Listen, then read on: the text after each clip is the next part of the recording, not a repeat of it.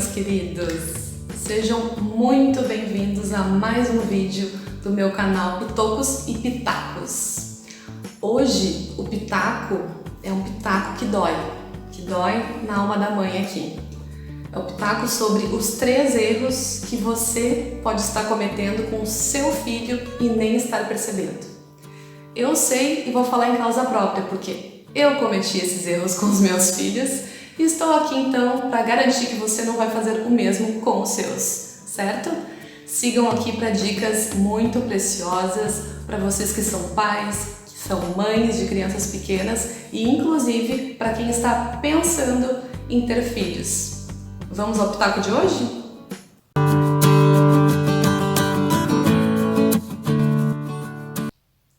Eu sou Fernanda Minella, psicóloga e mãe do Antônio, de 5 anos, e da Catarina, que tem 3 anos de idade. Hoje eu vou abrir meu coração para vocês e falar sobre os 3 erros que eu cometi com os meus filhos e que eu realmente espero que após esse vídeo você perceba se está cometendo com os seus e mude aí o percurso. E olha, vou abrir meu coração porque vou dizer uma coisa, dói demais para uma mãe admitir que errou ou que não fez o melhor, não é muito fácil, mas eu realmente hoje vim aqui disposta a isso, a expor, compartilhar com vocês um tanto do meu relato pessoal, realmente na esperança de que possamos modificar alguns caminhos aí pela frente, certo? Tenho certeza que algumas pessoas aí do outro lado vão se identificar. Sem mais delongas, vamos ao primeiro erro. Não criar uma rede de apoio quando o bebê nasce. Então, eu vou dizer para vocês por que uma rede de apoio é tudo na vida de uma pessoa que tenha um filho pequeno. E por que a gente precisa pensar nisso antes do bebê nascer. Eu lembro que quando eu engravidei do Antônio, eu pesquisei um monte sobre marca de carrinho, bebê conforto, sobre tipos de fraldas, né? As marcas de fralda e marcas de pomada, enfim, porque eu nunca tinha dado assim, banho no bebê, porque eu nunca tinha trocado a fralda de um serzinho na minha vida. Então eu ia lá pro YouTube e pesquisava vídeo de como dar banho, e vídeo de como trocar fralda, e vídeo de como botar roupinha, enfim, né? Tentava me informar sobre essas coisas. Pois então, só que eu não me liguei que eu precisava me informar sobre outras coisas também. Do tipo que 25% dos casais que se separam após a chegada do primeiro filho e que destes 25% dos casais que se separam, geralmente a maior parte desses casais se separam até os 3 primeiros anos de vida da criança. Ou seja, tem muito divórcio, muita separação aí acontecendo. Por quê? Em virtude das desacomodações, das adaptações que são necessárias quando um bebê chega na vida de um casal. E eu também estava pesquisando e descobri que muitas dessas separações acontecem geralmente por questões que são falta de tempo, né, do homem com a mulher, do casal, né, de um com o outro, dos parceiros um com o outro, e também do extremo cansaço físico e mental que este casal está. Então, falta de tempo para o parceiro e o extremo cansaço são grandes causas de separação de pessoas que ganharam seus primeiros bebês. É algo para a gente pensar, não é? E é aí que entra realmente a importância de uma rede de apoio. Pois bem, então eu e o Miguel pensamos sobre algumas coisas, não pensamos sobre outra e, esquecemos de pensar a respeito disso. Precisamos de pessoas em quem nós confiamos e que vamos precisar da ajuda delas para ajudar a gente a dar conta desse bebezinho que chegou. Mas não, eu e Miguel não pensamos nisso, pensamos em outras coisas e quando a gente viu, foi passando tempo e a gente foi ficando como casal super, ultra, mega isolado, só nós dois, super, ultra cansados e esgotados porque o bebezinho chorava e chorava, aquela criaturinha, e eu não sabia lá muito o que fazer, mas também não pegava o telefone para ligar para a mãe, ou para ligar para uma amiga, ou para ligar para a Dinda e dizer: eu tô precisando muito de alguém aqui comigo. Não, a gente aguentou ali. Por quê? Porque a gente não foi flexível o suficiente de parar e pensar que a gente precisava de ajuda para dar conta daquele bebezinho, que sozinho a gente não ia conseguir, ou que sim, conseguiríamos, mas com muito mais sofrimento do que se a gente tivesse gritado, pedido ajuda, reconhecido que nós não somos muitas vezes suficientemente fortes e completos para dar conta de uma realidade tão diferente do que a gente estava acostumado até então. E, gente, acreditem, se vocês ainda não passaram por isso, os primeiros meses da vida de um casal, com um bebezinho, pequeno no caso, são muito angustiantes, geralmente são muito angustiantes e estressantes e demandam uma energia física e mental e emocional desses cuidadores, desses adultos, porque esse bebezinho é um ser completamente dependente dos outros para poder sobreviver. E a gente precisa, para a gente conseguir ter o que dá, a gente também precisa receber de outras pessoas esse cuidado e esse amparo, para que a gente consiga então nos organizarmos, né, tanto emocionalmente quanto em termos de tempo mesmo, para a gente poder nos doar para este ser. Porque a relação de cuidado com o bebê é uma relação de doação. Porque muitas vezes a gente demora para conseguir perceber, né, coisas que o bebê possa nos dar em troca. Inicialmente é uma doação, apenas um dar e sem receber muitas coisas em troca desse bebê, né? Daqui a pouco a gente começa a perceber pequenos olhares, né? E os sorrisos, e os barulhinhos, e tudo isso que os bebês fazem, que nos encantam, mas quando a gente tá com privação de sono, quando a gente tá sem as nossas refeições no momento que a gente precisa, de uma forma regular, quando a gente tá sem quase conseguir tomar banho, quando a gente tá assim, daquele jeito, né? Que parece que acordamos com os dois pés esquerdos, porque, enfim, mal acordamos porque mal dormimos, não é mesmo?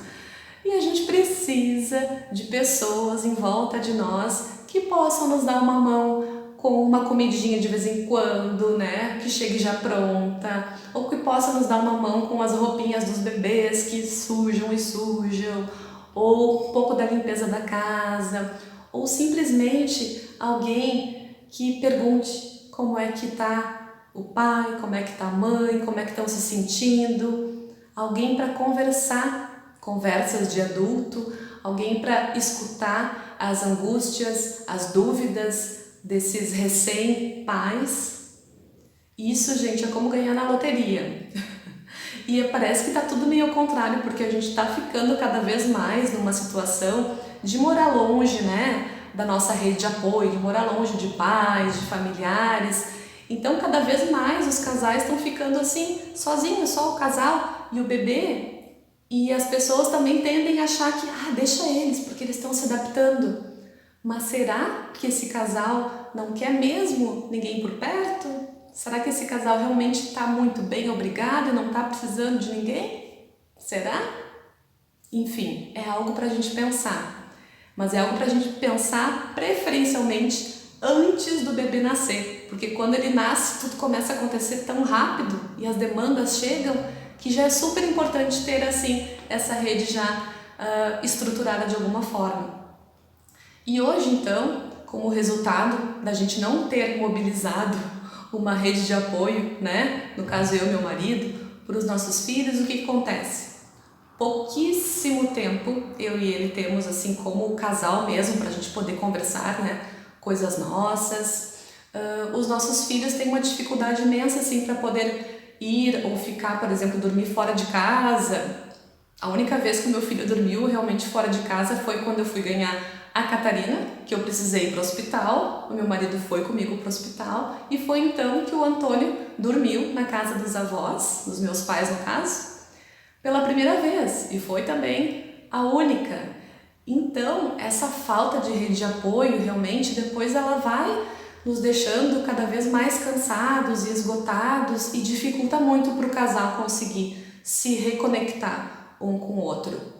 Então, gente, essa é uma dica super importante para todos os envolvidos, até porque para um bebê conseguir se desenvolver da forma mais saudável possível, a gente precisa garantir que os seus cuidadores estejam relativamente bem, que não estejam esgotados, que possam ser atenciosos com esse bebê e responder o que esse bebê precisa. E para isso, esses adultos precisam ser também amparados e cuidados, para que eles possam fazer isso depois com o seu bebezinho, tá? Então, pro bem de todos, gente, rede de apoio, por favor. Feito?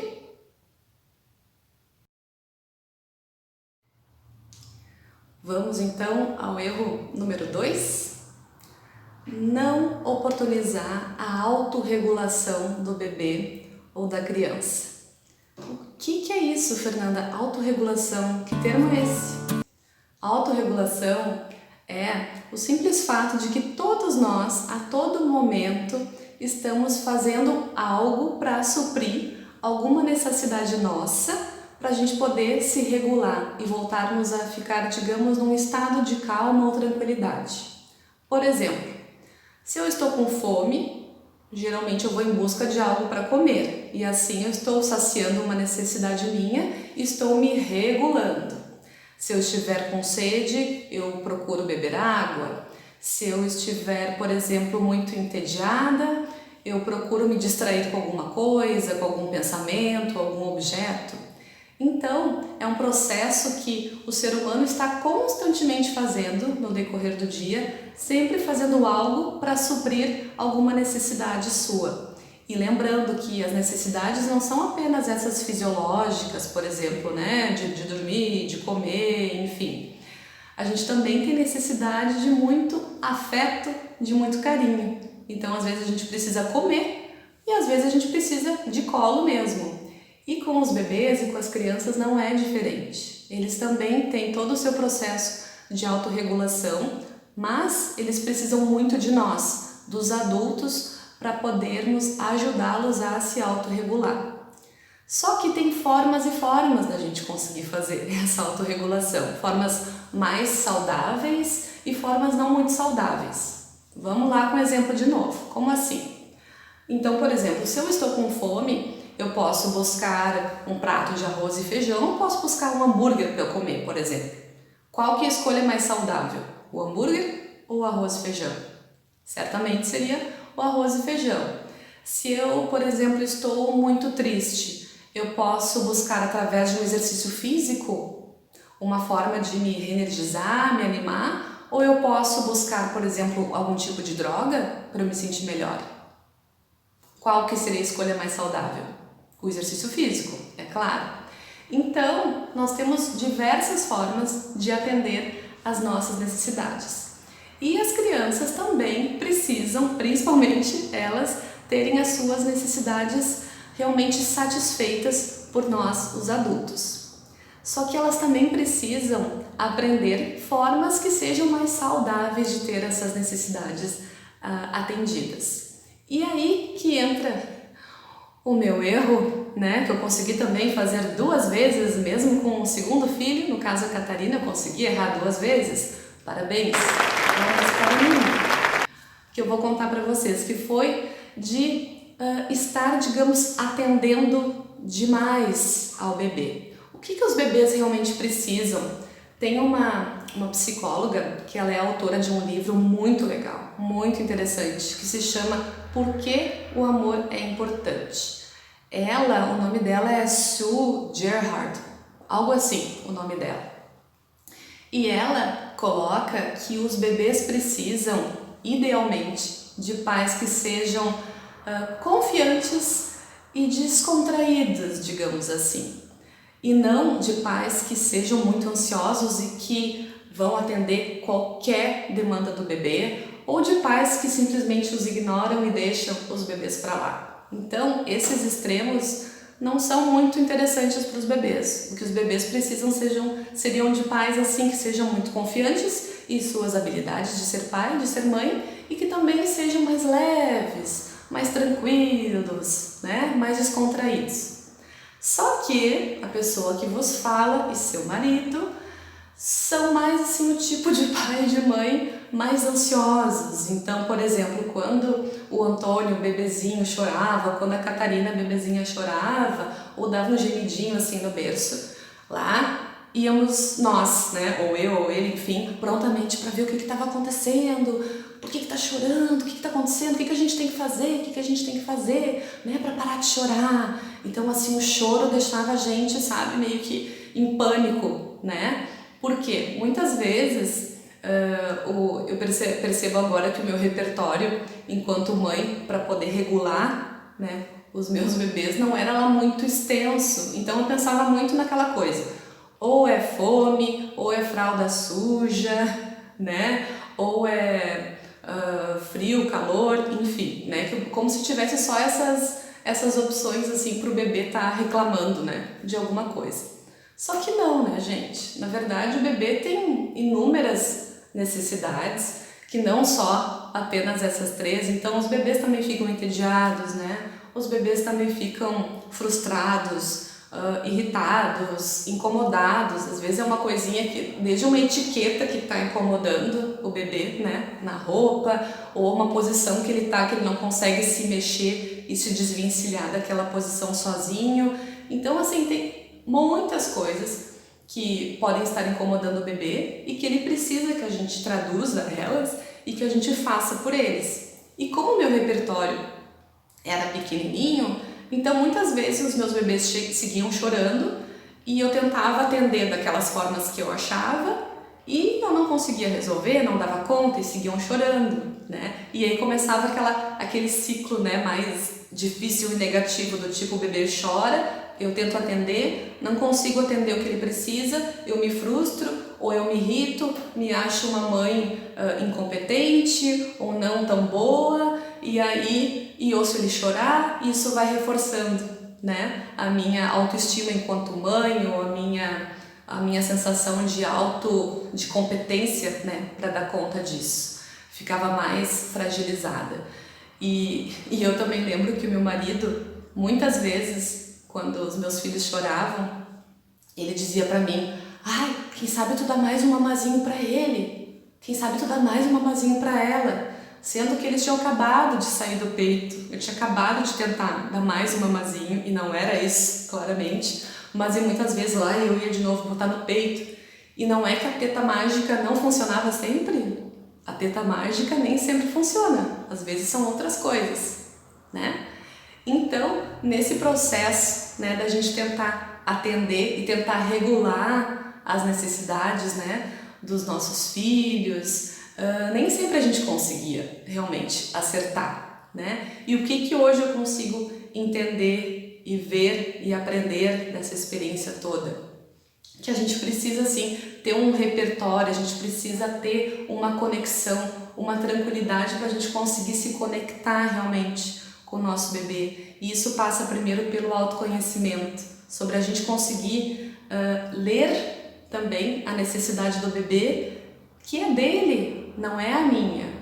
Eu e o bebê somos seres diferentes, sim. Então, muitas vezes, o bebê está chorando não é pelo que eu acho que ele está chorando, ele está chorando por outra coisa.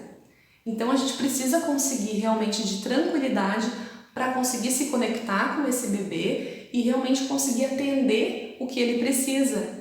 O bebê, para ele aprender a se autorregular, digamos assim, emocionalmente falando, ele precisa muito de pai, de mãe, de cuidadores que também conseguem se autorregular de uma forma adequada, né? E lá então, né, foram crescendo, Antônia e Catarina, com os pais meio ansiosos, assim, meio tentando atendê-los sempre que eles precisavam, mas nem sempre atendendo da forma mais correta. E o que acontece, né? Acontece que as crianças vão crescendo e a gente também vai começando a perceber que tem formas da gente tentar regular a criança em alguns momentos que também não são muito legais e eu já fiz uso delas. Por exemplo, as telas, né, os celulares, os tablets, as televisões, enfim, o uso de telas, presentes, gratificações ou doce, são formas, essas 3 formas assim de gratificação, né, de dar algo para a criança para que ela se acalme, de dar algo para a criança para que ela se autorregule, digamos. Essas não são formas lá muito saudáveis, eu já fiz uso delas. Tem momentos que a gente acaba de novo caindo, né, nesse erro, mas hoje eu já consigo ter um entendimento do porquê que elas são nocivas e negativas. Porque é como se a gente estivesse acostumando o cérebro da criança, que tem uma área no nosso cérebro que se chama sistema de recompensa. Que sempre que a gente consegue, a gente faz uma coisa muito legal, a gente recebe uma coisa muito legal, a gente dá aquela sensação de prazer, né, de felicidade. E isso é muito por causa de um neurotransmissor que se chama dopamina, que é o neurotransmissor do prazer. E quando a gente está lá mostrando os videozinhos que os nossos filhos gostam, né, dando os joguinhos para eles jogarem, dando um doce, né, ou um presente, a gente está encharcando o cérebro dos nossos pitocos dessa dopamina e é como se a gente estivesse dizendo que, ó, é assim que tu vai funcionar, ó, é assim que se regula. E esse cérebro fica viciado de alguma forma nesses tipos de gratificações. Começa a aprender que, é assim que eu me regulo, se eu tiver isso. E na verdade a gente precisa aprender a diversificar as nossas formas da gente se autorregular, né? Então, gente, esses erros também, olha, também foram cometidos, de vez em quando ainda são cometidos, né, por nós, mas hoje eu tenho muito mais consciência do que eles acarretam, né, e isso é muito importante para a gente começar a mudar. E aí, você se identificou com este erro? Chegamos então, enfim, ao terceiro erro, aqui ó, que é a superproteção. Já ouviram falar nisso? Acredito que sim. Pois então, depois de ser mãe é que eu realmente entendi mais aquela frase de que uma ação vale mais do que 1000 palavras. E realmente, né? Quando nós, enquanto pais, a gente vai naquele ímpeto, né? Naquela impulsividade de proteger os filhos de todos os perigos e frustrações, enfim, que mensagem é que a gente realmente está passando para eles? Será que eles estão se percebendo como eu estou sendo cuidado e amparado pelo meu pai, pela minha mãe? Ou será que eles estão percebendo como, nossa, eu acho que eu não tenho condições nenhuma mesmo de fazer isso aqui, porque olha só, eles correm para me ajudar quando eu tento fazer? Será que eles estão entendendo como, acho que eu não vou conseguir aprender isso aí não, eu preciso da ajuda do outro, nem vou tentar fazer isso aí porque eu não vou conseguir, já vou pedir ajuda porque eu não sei fazer sozinho. Eu me pergunto sobre isso. Eu realmente hoje consigo perceber que a superproteção nem sempre é entendida como algo positivo para as crianças, que acaba desenvolvendo e fomentando mais essa relação de dependência, que é claro que as crianças e os bebês são dependentes dos pais, dos cuidadores para muitas coisas e tem que ser assim, né? Por um tempo, claro que tem que ser assim, mas essa dependência, ela precisa sempre ser observada conforme a faixa etária da criança e conforme, novamente, as reais necessidades daquela criança para aquele momento. Eu fico lembrando quantas vezes que nós não soltamos a mão dos nossos filhos assim quando iam tentar subir uma escada ou descer pelo escorregador, por aquele medo, né? Como pais ansiosos que somos, medo de que vai cair, que vai se machucar, meu Deus, que vai acontecer isso, olha, a catastrofização assim, realmente sempre foi algo muito, muito forte, né? Nos nossos pensamentos. E eu fico realmente me questionando, né? O quanto que isso mais atrapalhou do que ajudou. E no momento que eu comecei a me perceber mais assim, comecei a me dar conta também da minha história de vida, também da minha infância, e como é que os meus pais me criaram, e a gente começa a perceber que tem coisas muito semelhantes, que tem padrões que a gente começa a seguir de uma forma realmente inconsciente, e que resultado que isso teve para minha vida, e opa, será que eu quero o mesmo resultado para os meus filhos? Ou será que a gente pode pensar em resultados diferentes para eles, né? Que eles sejam realmente diferentes do que eu sou ou do que o meu marido é. Então, esse gerenciamento, né, dos riscos que a criança tá correndo, claro que os pais precisam ter essa noção, né, de perigo, de riscos, mas tem riscos que são importantes que as crianças sejam de alguma forma expostas, porque é através dessa vivência que elas vão ir criando, né, um senso maior assim de autoestima, de autonomia, de dizer eu posso, eu consigo, eu vou. E quando elas vão e não dá certo, elas começam a calibrar melhor essa noção, né, de perigo, de riscos, e já sabem, daqui eu não consigo saltar, porque outra vez me dei mal quando eu saltei, ou aqui eu consigo pular.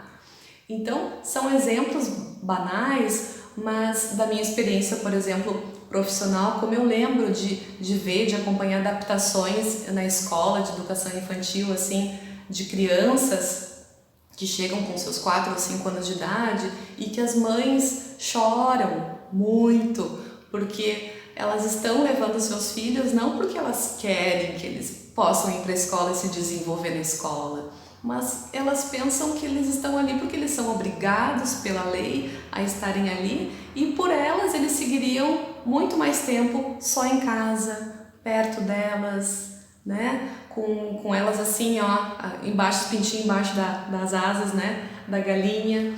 E outros exemplos também, até de pais acabarem fazendo os temas de casa, né, as atividades da escola pelos filhos, porque o filho fez aquele desenho, mas não ficou tão bonito, então vou ali e faço o mais bonito para a criança poder levar para a escola e mostrar para a professora ou para os colegas. Vocês acham que a prof não sabe, que não foi a criança que fez? Capaz, a prof sabe sim, a prof tá ali, tá ligada no que está acontecendo.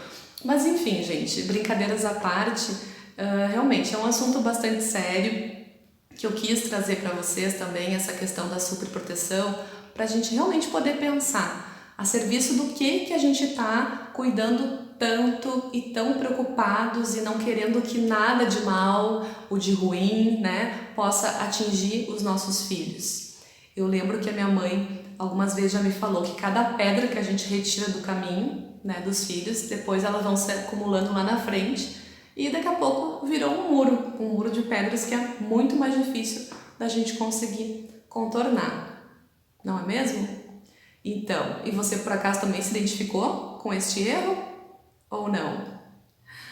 Gente, espero que vocês tenham conseguido aproveitar, né, essas dicas através dos meus erros enquanto mãe. Realmente eu sei e agradeço muito por vocês, né, terem ficado até aqui no vídeo. Espero de coração que este conteúdo traga alguma informação nova para você, que faça sentido para você. Se tu pensou também em alguém que pode se beneficiar desse conteúdo, pode compartilhar o vídeo, pode deixar aí comentários, sugestões, falar sobre você, né? De que forma que estes erros fizeram você pensar sobre a sua prática e se erros que você cometeu já podem também ter ajudado você a evoluir enquanto mãe, enquanto pai, enfim, enquanto educador. Vou ficando por aqui, deixo um abraço bem forte, tá bom, meus queridos? Fiquem com Deus e até o próximo vídeo. Tchau, tchau!